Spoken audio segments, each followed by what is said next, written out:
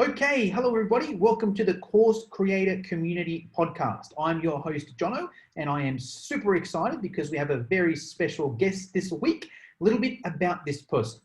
Well, she's going to give us tips on how to make sure that our students get the most out of our courses. She helps people repackage their zone of genius and stand out from the crowd with a unique framework-based course and digital products. So without further ado, let me introduce the #1 learning designer that I know, all the way from the Netherlands, the one and only Ms. Mariana Pena. Mariana, how are you?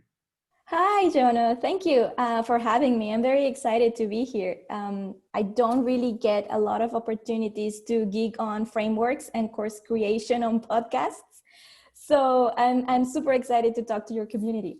Yes, no, I'm super excited as well. We're happy to have you, and I'm a huge geek in terms of online courses myself, so I'm happy to geek out with you. So, hey, before we get into the tips, Mariana, I've obviously been following you for a while now, but maybe some people watching this, listening this, maybe they haven't. What can you tell us in a minute or two? What is it you actually do?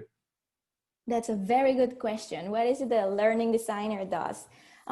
So it's a cross between an instructional designer and someone that understands online business. That means that when I work with clients, I basically help them figure out where do they shine the most, what is their zone of genius, because most of us, we tend to focus on what we're good at doing instead of what we really are great and love doing. So we come up with our own framework, and we use that framework to create the content for everything that they do.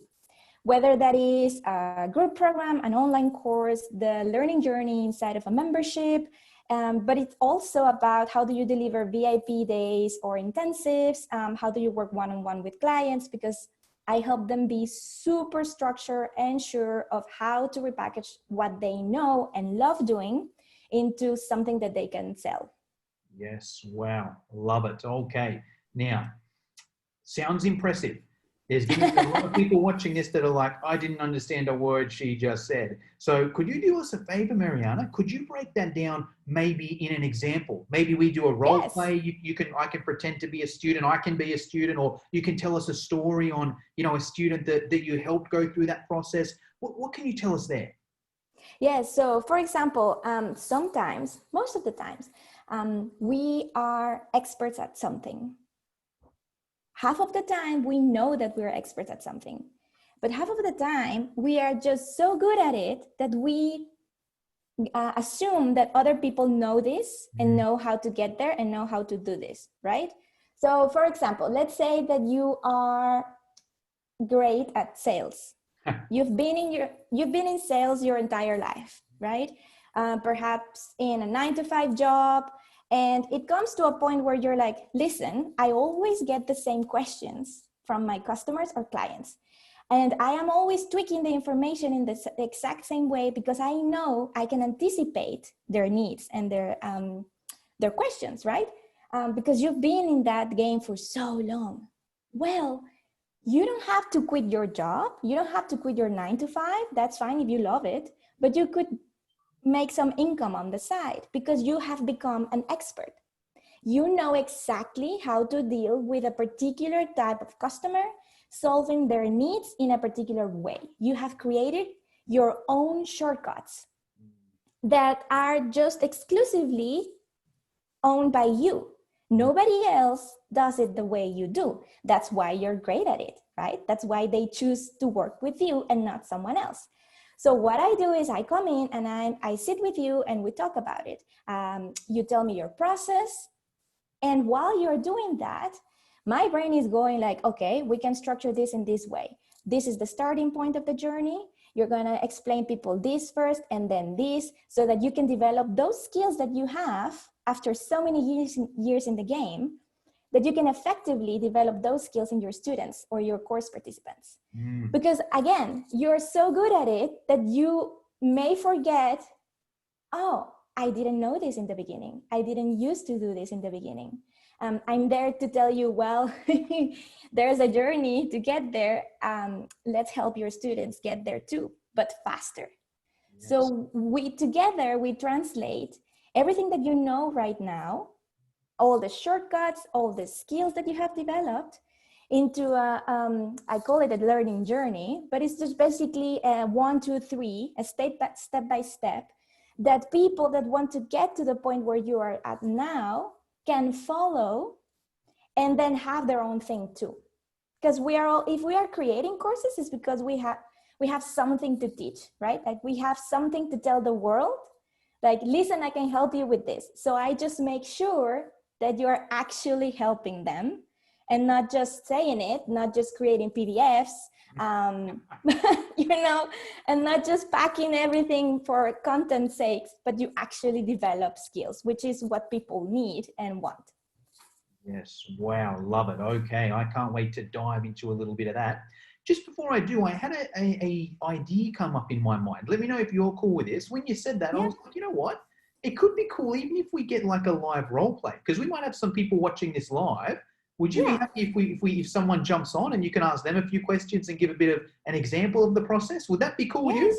Yes, awesome. Absolutely. Let's do it. All right, cool. So this is only going to be an opportunity for anyone watching live. Okay, so if you're watching live and you want the opportunity for a learning designer to have a look at your course, your idea, and give you some tips on how to make it better, just type learning down below in the comment section.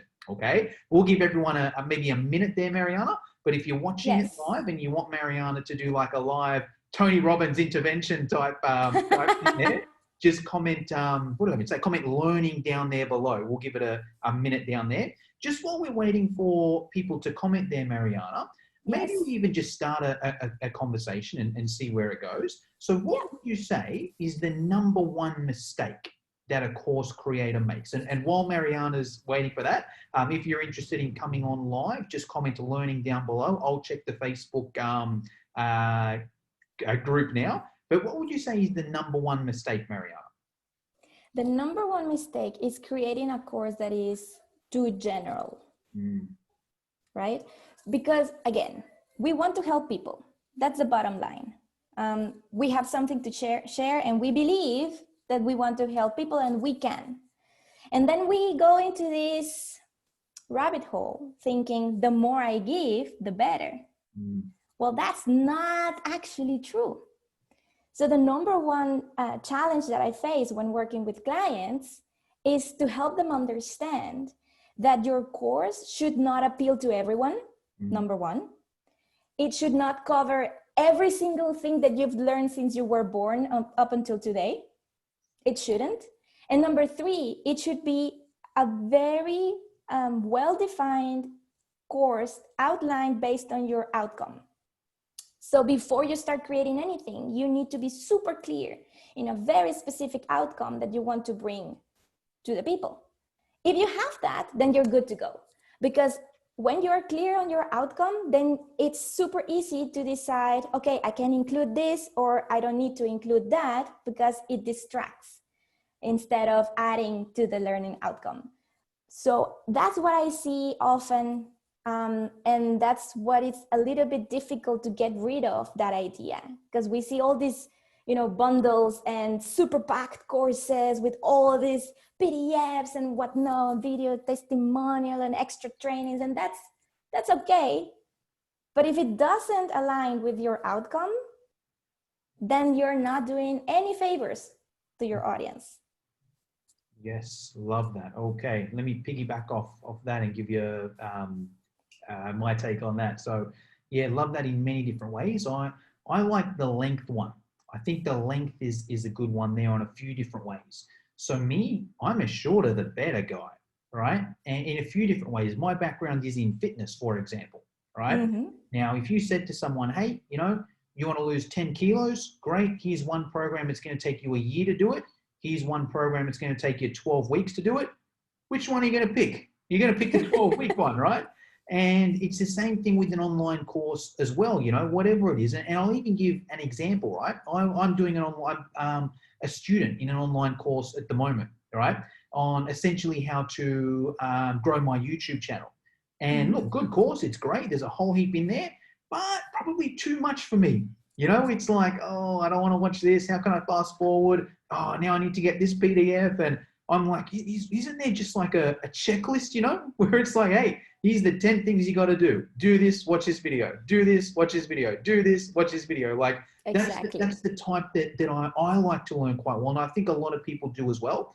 And sometimes when you put a course together and you just want to throw this video and this video and this and this and this, then it's just like, even though it's more information, it's not necessarily better, because you may overwhelm the person, they're not going to do it, and it may even be a 2-part course, right? It may even be, let's just use YouTube as an example. Might be like, hey, here's course number 1 on how to set up your channel. We're not going to teach you how to do the videos or anything, but it's just, you're going to set up your channel, make sure you've done your research, you know what videos you want to do, how to do your cover photo, all that sort of stuff there. That's part 1, right? And then, hey, there's a part 2 course where we just show you the video side of things, right? Just how to create the video, the microphone, the lighting, yada, yada, yada. That to me would probably be a better experience. Just like, okay, one of these things, well, part 1 is great. How do I grow my channel and get more followers, whatever? Number 2 is, okay, how do I create better videos?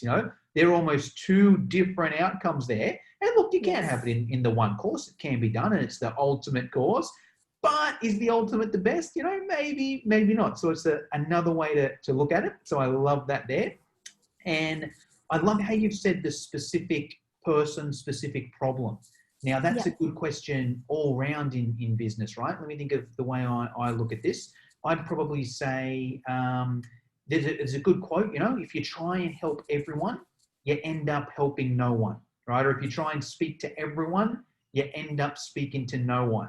And you see this a lot in the fitness world as well, right? If you're trying to create a program that, helps everyone, hey, do this program. Doesn't mean if you're old, if you're young, if you're, fit, if you're not fit, it can't be the best program for all of them, right? Exactly. It might be okay, but the person that's going to win is, hey, you're an older person. You can't do half the exercise this person's given you, right? This is the best program for you.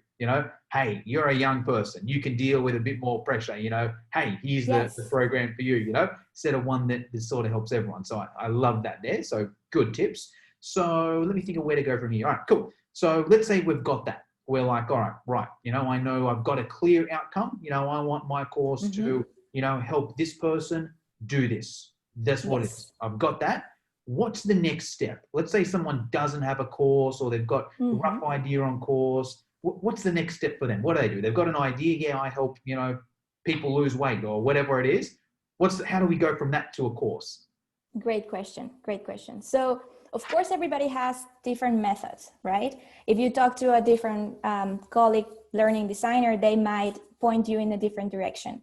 The way I do it, and the way I see it working for not only my clients, but people that I share this with, is once you're clear on this is the outcome and this is the person that I want to help, kudos to you, because that's super hard to get. Yeah. Then you're on the right track already. The next thing that I do is create a framework. Now, a framework is the basic structure where we create, think about it as a container that is divided inside with all the bits and pieces of your expertise, okay? Because ultimately you need your expertise, which is a combination of your knowledge and your skills and who you are and why do you do things. You want that combination to be the one leading the way when you structure your course. So you're clear on your outcome, you're clear on the person that you want to help, great. Next step, create your framework. The framework is, you can think about it like this. In your mind, you can run through the entire process that you follow with someone. I'm gonna go back to the example of the seller, this person that has been on sales for his entire life. I want you to think what happens from the moment somebody comes to you to the very end of your process. And you can write it down step by step. Do not miss a step, okay? So make a list, step by step. Let's say, first they see my post on Facebook, or they run a search on Google. And then my business comes up, they schedule a call, we jump on the call. What do you talk about? Okay, what do you, not only we jump on the call, but what do you talk about during the call? How do you lead the conversation in order to get the trust so that they can come to you and work with you? That's very important because that's part of your expertise. So then you keep on. Sorry to interrupt. Maybe even how do you, what's your voice intonation? You know, Yes, could be everything. every little thing in there that, as you mentioned earlier, someone might take for granted, you know, and it's Yes, not always like, oh, people know you need to smile when you answer the phone. Maybe someone doesn't know that. exactly, exactly. So maybe someone thinks, oh, as soon as somebody else comes into a call with me, I should explain everything I do right off the bat. And you know that's not how you do it. And you know that because that's not how you do it, you get more successful rates. So write that down. That's very important. That's part of who you are. That's part of how do you approach your own process. And that's super valuable for everyone else, right? So let's say that you take your time, you have your list now from the very first point of contact till the end of the process. Now that list, the second step to do with that list is find in that list the crucial moments where you either show your skills or create shortcuts to solve problems. So show your skills, the thing that you mentioned. I'm very approachable. I smile. I shut up and listen to them first. That's part of your expertise. So you're gonna put a little bit note there. This is important. Or show the shortcuts that you create for them. So when you're in the process of working with them, instead of pointing them to, you know what, you need to read these 20 PDFs, you instead say, here's the 5 steps that really matter. You came up with those 5 steps. Those 5 steps are gold. So you mark those 5 steps. I can guarantee you that even if you wrote down a list of 45 steps that you follow with a client, when you are narrowing down, you're not going to have more than 10 that are actually representing you and how do you conduct your business. And from those 10 steps, then we create the framework, right? Because that framework is about you, your expertise, and the shortcuts that you create for your clients. And that framework could be those 10 steps, or could be that you find some patterns. So instead of actually 10 steps, there are 6 or 5. And then you can get creative. Those 6 or 5, you can come up with names for it. You can find words that either form a concept or begin with the same letter. I mean, it's up to you. But the point here is that you become memorable with that framework. So that, again, for the business person, becoming memorable means that clients can refer you easily. And then they're going to say, you know, you need to go with him because he helped me doing this. And they repeat your process, and then you get more clients. So when you have that framework, then you can create your course. And that course can either cover your entire framework, but I would suggest to section those pieces and then create a journey. We can start here, and you address the first step in your framework. You create something, and then you guide them with you because you don't want to overwhelm them, right?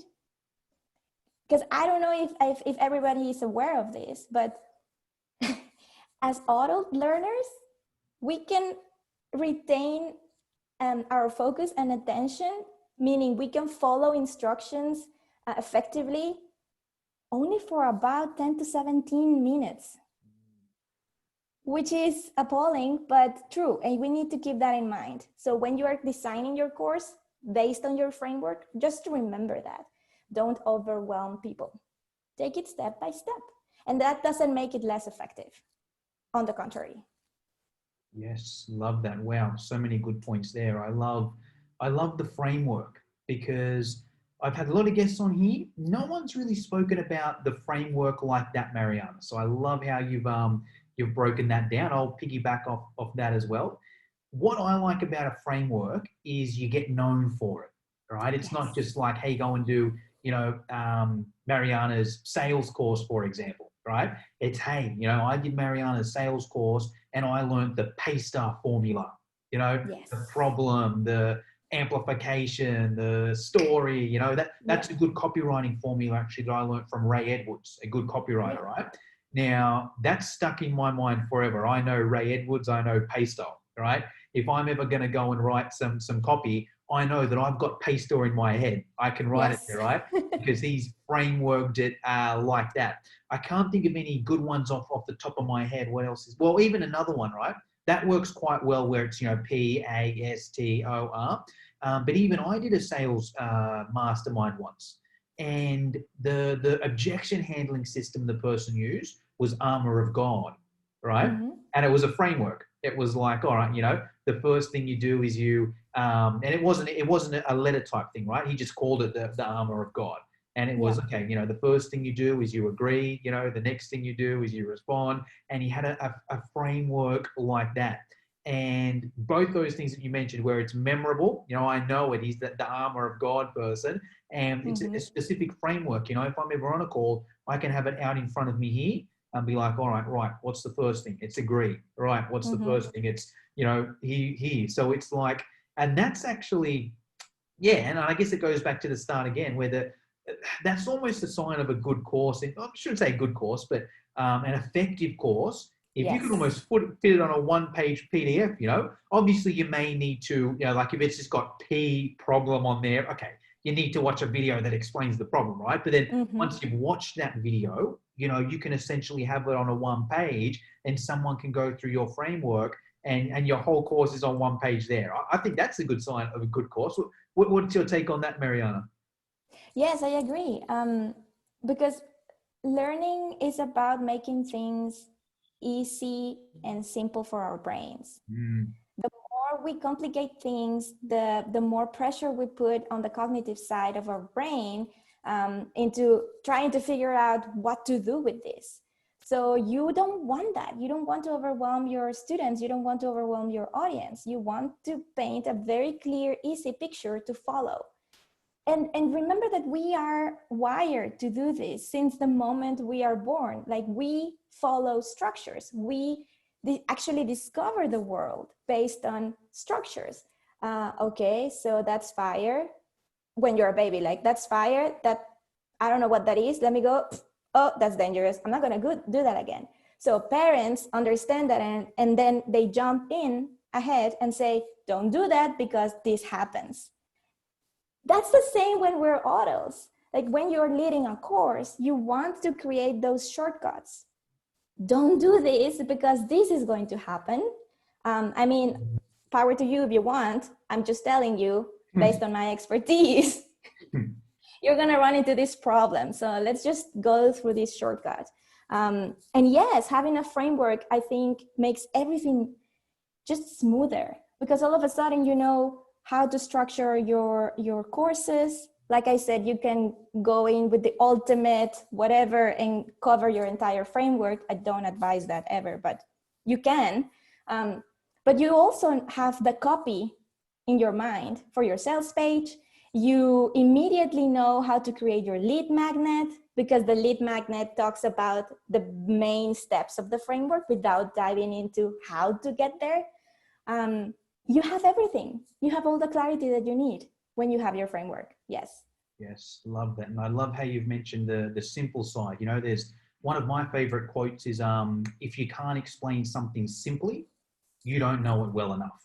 And I think that's an Albert Einstein quote, well, there's, if you can't explain it to an idiot, or the best teachers are the ones that can explain it to an idiot, And I agree with that, because I'm the idiot usually, so you can be the smartest person in the world, but if you can't explain that to me, there's another person who may not be as smart as you, but they can explain it better to me. Hey, they're the better teacher.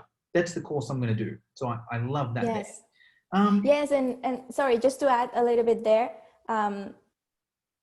creating a course is also one of the best things that we can do as experts in our fields to become better at what we do. Because when you embark on teaching someone, you will come across this. Somebody asked me these questions and I couldn't answer.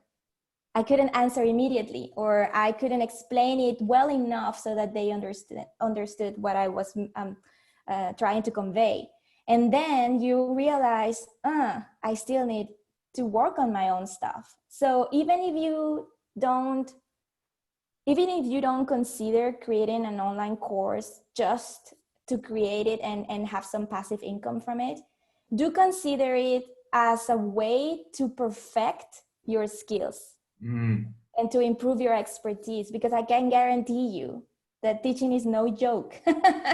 And once you put yourself and what you think you know in front of people, you realize, maybe I am the best at it, or I need to work on this more. And both are fine. Both are fine. But it's a very interesting experience.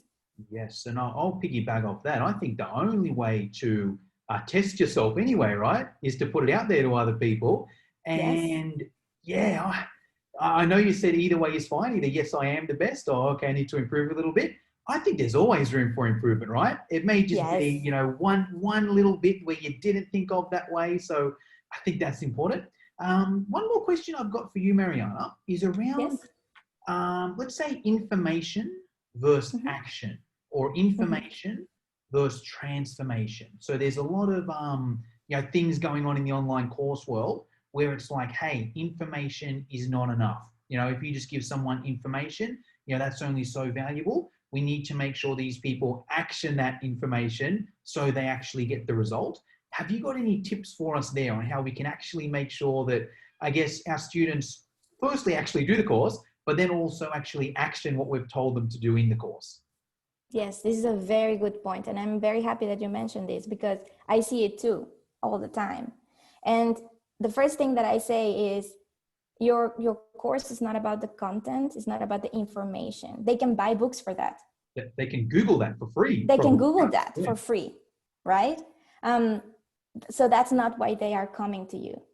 So a very simple approach for this is, when you are coming up with your modules, for example, or your live lessons, or however it is that you decide to structure your journey for your clients, is everybody needs a little bit of context, right? So instead of saying information, I talk about context, because the context is going to give them enough input so that they know, this is why they are inviting me to take this action step. So the main goal is to take the action step, but there is a certain profile of learners that they don't care about the context. They just go for the action step. That's fine. But I know, I can imagine. I am a person that needs context, right? And so we have 4 different types of profiles. So that's one of it. You just jump into it and then you assess, it worked or it didn't. That's fine. I am the other one. So I need context. So instead of giving them information, organize it like that. This is the action step. Let me explain to you. Let me give you a little bit of context why that is important. So everything that you create, give the context and then the action step. And then when you jump into the next part, so next lesson, next live round, whatever, do a little debriefing of how did that go? What can we learn of the result of that action step? So that debriefing becomes the context for the next action step. And it's just a chain, right? It's just a chain. Yes, love that. So yeah, we're almost selling. I guess there's a few ways to look at it. It's like, all right, but even myself, even though I do just say, if you just say, hey, give me a checklist, do these things here, I do want to know a little bit why, right? You can't just say, hey, make this your name of your Facebook group, please tell me why. Hey, the reason we're doing it is because of bang, bang, bang, bang. All right. So go and do that thing, because if you want bang, bang, bang, you go and do it, So yes. I love the way you've looked at that. And it's almost the way I look at it is because I do think the action task or the action is the most important bit, obviously, because that's the sort of profile that I am, right? So I almost look at it when I'm creating a course, okay, how can I sell this person on taking that action task? All right. That's almost what I'm doing. It's like, okay, for this person to get the result, for this person to get better at sales, they need to, whatever, call 10 people every single day. Okay. So the action task is, they need to call 10 people every day. So what am I going to put in this module to convince this person that they need to call 10 people every single day? So it's not just like, cool, let's throw out a whole heap of information there. It's cool. Here's the action task. How can we, give them context about why they should be doing this action task? Or how can we sell them on the action task? So I love that you brought that there. Now, Mariana, this is a question I ask every single guest I have on this show. Being an online course show and you being a learning designer, there's obviously plenty of different options for people out there. Right? There's Teachable, Thinkific, Newszinler, Kajabi, LearnDash, MemberVault. There's so many of them out there. Do you have a favorite that you use yourself or that you recommend other people use? What can you tell us there? This is a very good question. And I think it's almost in everyone's mind. I would say that there is no perfect tool because it's just that. It's a tool. You make what you want with them. So it comes down to where you are at in your journey as an course creator. Are you starting out? You want to be making money before you're investing big, I would say. So you can start with some platforms that offer you that option. MemberVault, it's great for that. It doesn't put pressure on you. You have a free option there. It's also very interesting how they go about it. But if you already have an audience and you already have your structure and you're just migrating from one platform because you outgrew it to the other one, then just search for the features that you need. Instead of focusing on the name, be sure about a couple of things. First, does this platform have the features that I need? Second, does it connect well with my other tools that I use? Because sometimes it doesn't. And then it creates more problems for you on the back end of your business than solving them. So just consider these two things, I would say, and then try it out. Most of them offer a free trial that it's enough for you to get a sense of, okay, I can handle this or not. There are super good, excellent courses out there in many different platforms. And I would say that do not think for 1 second that the platform is going to give you the success. No, your course is valuable regardless of the platform. So don't see that as an objection for you to not put your course out there. Yes, love it. Such a good answer. I'll piggyback off that. So yeah, to summarize that, number one, it comes to your budget, right? Like even if, my experience is that Kajabi is sort of considered the best one, right? But Kajabi starts at like $200 a month, right? So if you're making $0, maybe it's not the best idea for you to invest that straight away, right? Maybe MemberVault, I think, is free up to 100 members. I think Thinkific has a free version for up to 3 courses as well. Maybe that's your better option, because if it's in terms of delivering the course, let's be honest, it's probably not going to make a freaking difference if it's on Thinkific or if it's on Kajabi.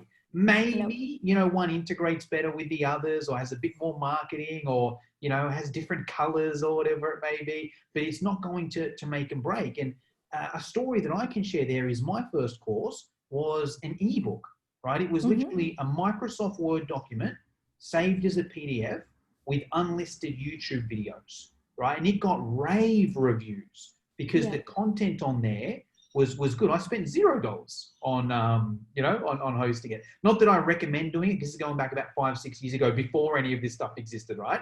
But just to put it into perspective, and today you probably still could do a course on Google Drive, right? You can absolutely do.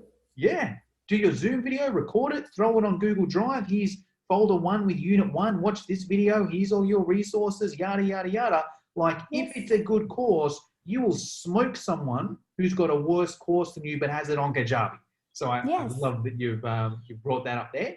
Now, my next question, Mariana, revolves around mentors. Now, you're obviously a mentor out there for plenty of other course creators. So my question to you is, who have been your mentors? And if you can answer this in a few different ways, you can either mention people that you've worked with directly, or it might just be some heavy hitters that you follow on social media, and then Yes. also some book recommendations as well for online course creators. And it doesn't have to be specific to creating an online course, but anything around that space. Oh, okay. So my close mentor now, friend, is Maggie Giele. She's a business strategist and a marketing strategist, also based here in the Netherlands. We have worked together in a couple of projects now, and she's just a brilliant business owner. She understands very well the importance of teaching skills rather than just information. Mm-hmm. And she helps you create a business plan that works for you, which is super important when we are creating courses. We need to understand the back end of it. So, and we need to, I think we forget this along the way, but we didn't go into creating courses to be tied up to the computer. Mm. We want to free up our time, right? So she is an inspiration and a mentor that I personally work with.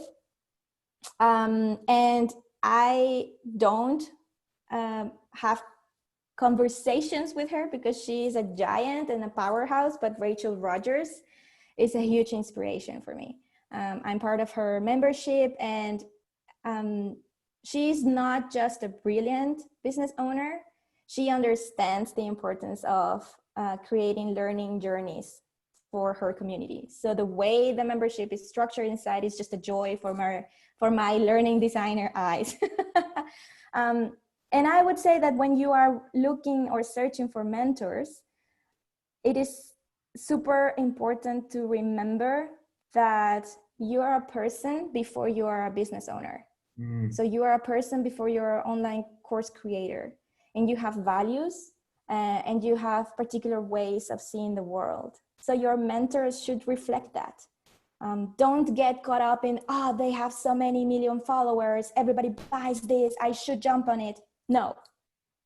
I strongly encourage you to search for people that are aligned with your values and the way you navigate the world. Because otherwise, you're going to end up with a bunch of advice and tips on doing things that you don't want to do.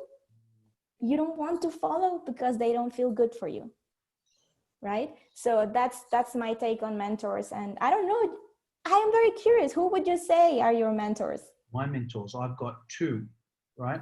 So I've hired so many business coaches over the years, right?